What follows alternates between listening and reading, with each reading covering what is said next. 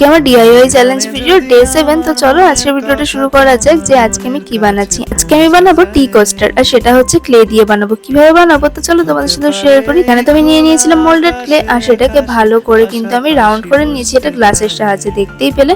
এবার দেখো আমি ভালোভাবে কিন্তু আর কি সুন্দর একটা ডিজাইন করব, কিন্তু জানো তো মাঝখানে ঘটে গেছে একটা বিপদ।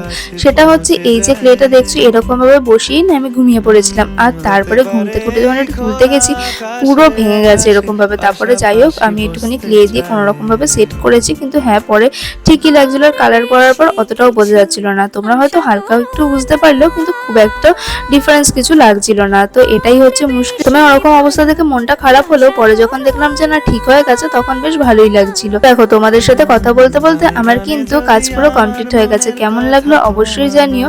আর তোমাদের আজকের ভিডিওটা ভালো লাগলে তোমরাও কিন্তু এরকম একটা ডিআইওয়াই বানিয়ে নিতে পারো। তো চলো আজকের ভিডিওটা এই পর্যন্ত। ভালো লাগলে চ্যানেলকে সাবস্ক্রাইব করতে ভুলো না। টাটা।